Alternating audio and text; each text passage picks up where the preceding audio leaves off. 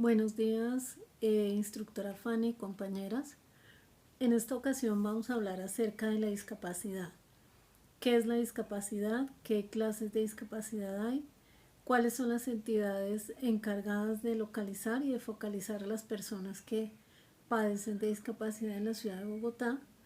¿Cuáles son las instituciones y las normas vigentes para hacer valer los derechos de las personas en condición de discapacidad?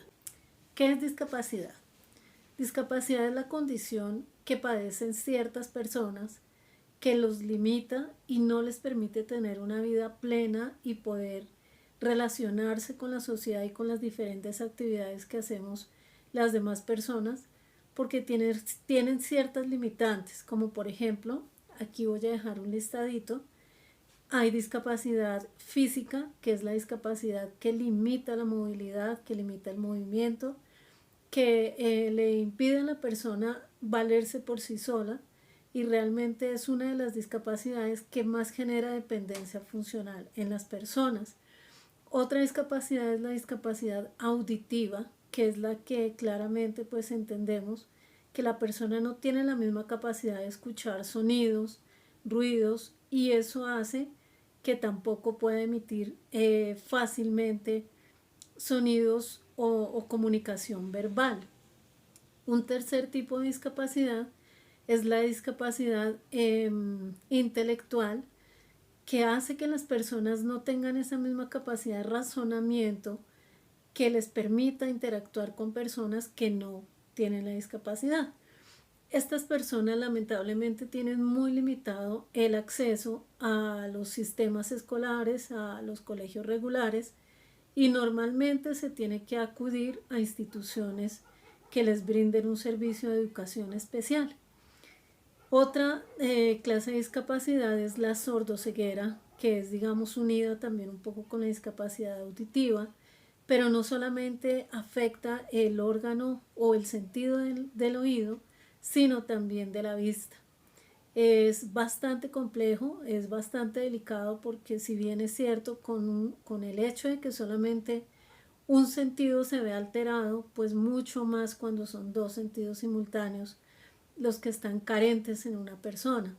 Es una situación bien difícil y bien complicada de manejar. Otra condición limitante o discapacitante en algunas personas es la discapacidad psicosocial, que son aquellas personas que tienen dificultades de tema mental, que también les causan gran dificultad para adaptarse a la sociedad.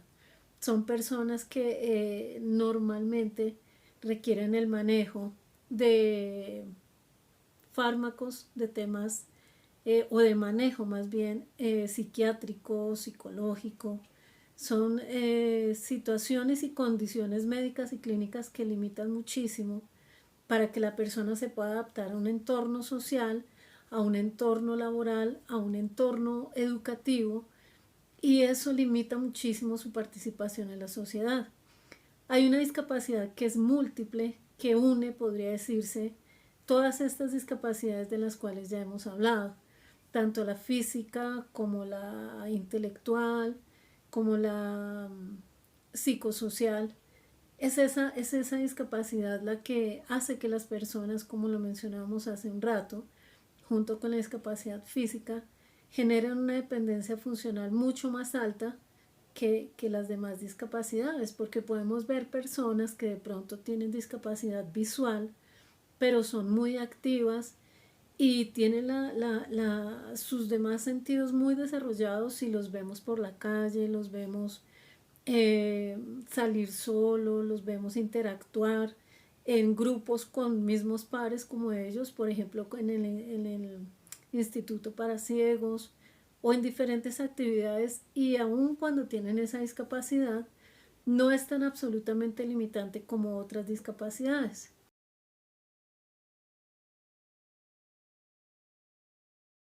Vamos a hablar de normativa. Son gran cantidad de normas y de leyes las que protegen a nuestras personas en condición de discapacidad y que buscan por todos los medios hacer que todos sus derechos sean cubiertos. Las personas en condición de discapacidad tienen exactamente los mismos derechos y aún más que las personas que no padecemos ningún tipo de discapacidad.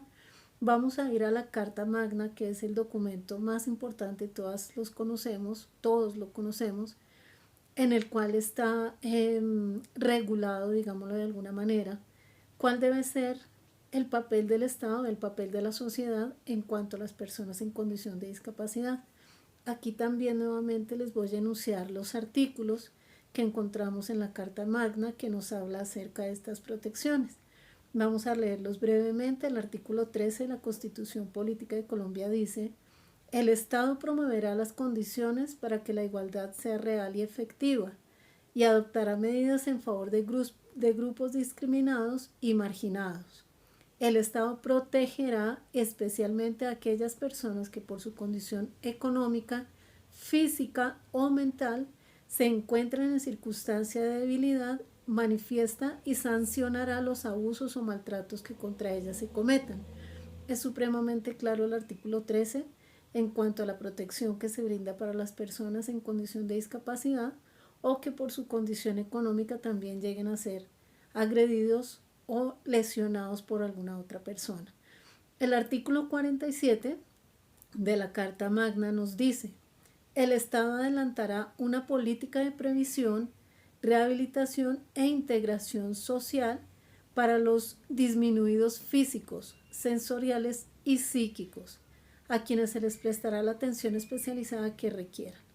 Como lo indica la Carta Magna, también es responsabilidad del Estado prestar estos servicios de salud para las personas y de integración social para las personas que comentábamos que están pasando también o que padecen más bien situación de discapacidad, sea física, mental o psíquica. Se amplía también el concepto y no se queda solamente en la discapacidad física.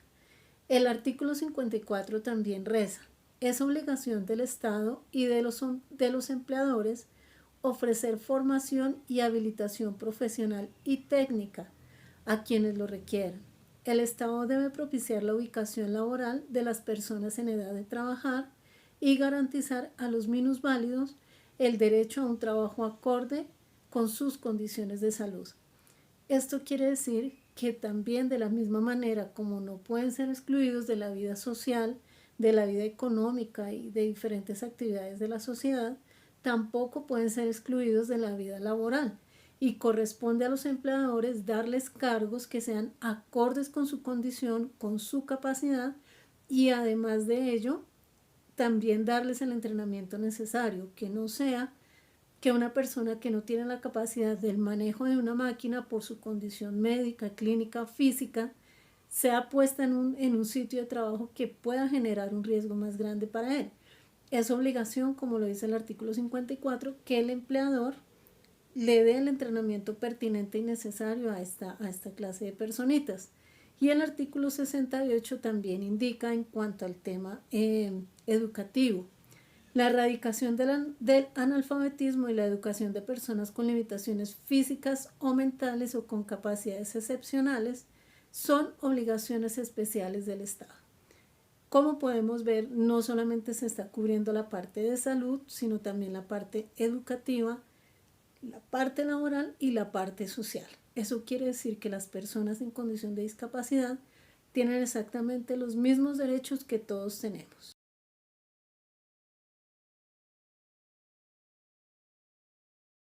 Ahora vamos a hablar del certificado de discapacidad. ¿Qué es? ¿Cómo lo debemos tramitar? ¿Y quién lo emite? El certificado de discapacidad es un documento que registra la condición médica del paciente.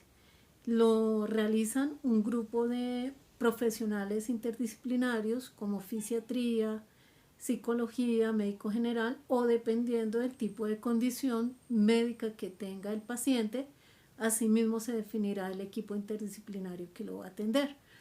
¿Cuál es el procedimiento para solicitar el certificado de discapacidad? Lo primero es tener el documento de la persona interesada. Si es una persona menor de edad, obviamente está en cabeza de su cuidador principal, padre, madre o cuidador.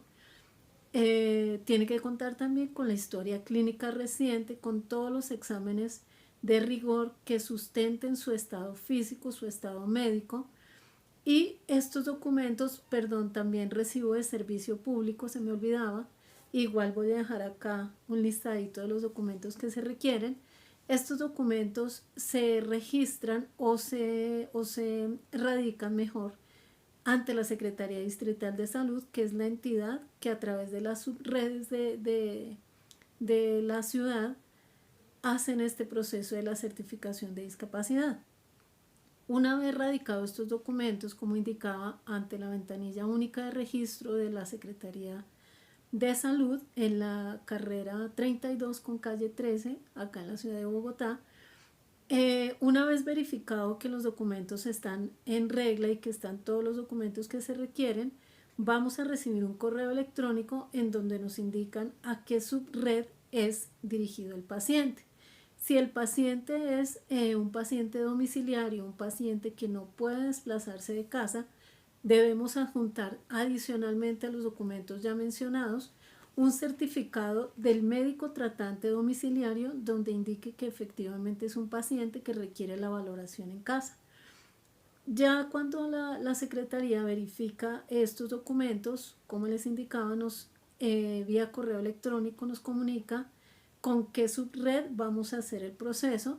Esperamos la citación, la subred tiene 10 días hábiles para comunicarse con nosotros, agendar la cita y asistimos con nuestro paciente y, como les decía, toda la documentación necesaria para sustentar y para verificar el tipo de discapacidad que tiene nuestro paciente. Inmediatamente se hace la validación de parte del equipo interdisciplinario, nos entregan un documento que también lo voy a dejar acá para que lo puedan ver y ver la calificación y cómo es que los profesionales cuantifican y cualifican cuáles son las condiciones discapacitantes que tiene el paciente. ¿Por qué es importante el certificado de discapacidad? Porque a través de este documento vamos a tener la posibilidad de que nuestros pacientes o las personas que conozcamos en esta condición puedan ser visibilizados y queden registrados dentro de la base de datos de localización y caracterización de personas en condición de discapacidad.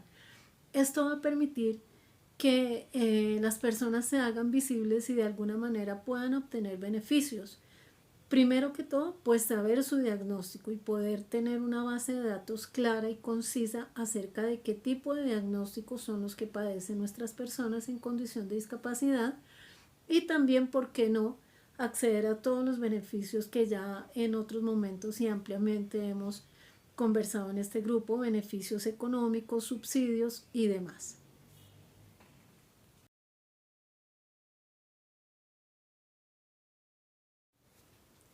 Bueno, ahora vamos a hablar acerca de las ayudas técnicas y qué son y quién es el obligado a suministrarlas a nuestros pacientes. Las ayudas técnicas son todos estos elementos que le permiten a nuestros pacientes tener mejor calidad de vida, que les sirven para movilizarse, que les sirve para tener más confort y mejor calidad de vida en el hogar. Entre ellos podemos contar sillas de ruedas, bastones, muletas, prótesis, órtesis, zapatos ortopédicos y ya los que son como más de uso en el domicilio, como camas hospitalarias, como colchonetas antiescaras y ese tipo de elementos. ¿Quién es la entidad encargada de suministrarlos? Hasta el año 2020 era la EPS a la cual estaba afiliado el paciente, quienes tenían la obligación y la responsabilidad de hacer entrega de estos elementos.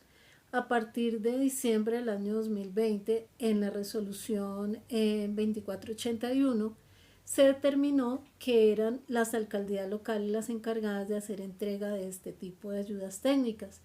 En cabeza de las EPS únicamente quedan las prótesis que pueden ser internas o externas, también los elementos que son más como de uso médico, no sé si me hago entender, como por ejemplo válvulas, lentes, este tipo de elementos que sí o sí, porque intervienen en el cuerpo, hay que hacer procedimientos y demás, sí están en cabeza de las EPS aún.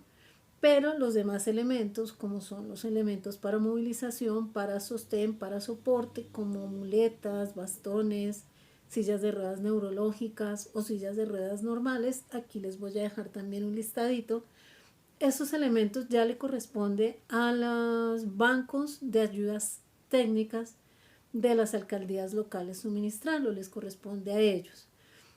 Todas las personas que tengan algún tipo de discapacidad pueden aplicar y pueden inscribirse a estos bancos de ayudas técnicas cumpliendo una serie de requisitos y pueden aplicar sin ningún problema con esta serie de documentos que igual también se los voy a dejar por acá, pero brevemente se los voy a mencionar, que es documento de identidad del paciente en condición de discapacidad, documento de identidad del cuidador, certificado de residencia, pues para efectivamente verificar que corresponde a la localidad a la cual está aplicando. En este sentido hay que ser muy cuidadosos y si tenemos alguna duda en cuanto a qué localidad vivimos, pues verificar muy bien para no hacer una doble postulación, digámoslo así, y que de pronto eso haga que nos inhabiliten o nos generen un poco de problema.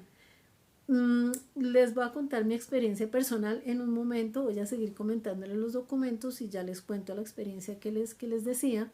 También solicitan historia clínica en la medida de lo posible si llegasen a tener orden médica del elemento que el paciente requiere. Muchas veces no tenemos la orden médica y eso dificulta un poquito más la situación. Cuando tenemos la orden médica, pues evidentemente es mucho más fácil acceder a las ayudas. Todos estos documentos los radicamos en las diferentes alcaldías locales, en la oficina de localización de personas en condición de discapacidad, y allí esperamos a que ellos se comuniquen con nosotros. Ahora sí les cuento la experiencia personal. Yo hice este proceso hace más o menos 3 meses. Mi hijo estuvo en una junta de fisiatría con la EPS Famisanar. Allí determinaron que era necesario que él tuviera una silla neurológica porque él es una persona bastante alta y bueno, él requiere la silla neurológica. Hice todo este proceso con la alcaldía, muy rápidamente vinieron a hacerle la visita, vino una trabajadora social.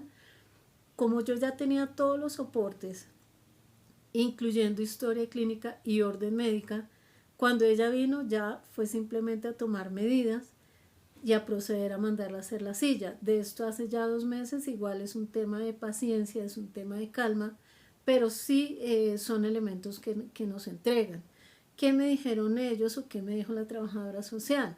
Mi hijo en este momento está requiriendo también la cama hospitalaria, pero ella me dijo, si aplica a la silla de ruedas, no puede aplicar a la cama hospitalaria porque hay un presupuesto limitado para cada paciente en condición de discapacidad que requiere este tipo de ayudas. Entonces es importante priorizar qué elementos requerimos con más urgencia o de qué elemento tenemos la orden médica o de qué ayuda tenemos la orden médica y de esa manera poderlo gestionar y que de pronto no se nos complique el proceso de la asignación de las ayudas técnicas. Compañeras e instructora Fanny, les agradezco mucho. Brevemente, esta fue la pequeña información que extrajimos con respecto a la discapacidad, a la normativa. Nos faltan muchísimas más normas, obviamente hay infinidad de ellas. El espacio es muy corto, pero en la medida en que vayamos avanzando en el curso, muy seguramente vamos a poder empaparnos mucho más en normativa. Apenas hicimos un trazo muy básico solamente en Constitución, pero bueno, vamos a tener bastante tiempo para estar metiéndonos mucho más en el tema normativo. Les agradezco mucho la atención y un feliz resto de día.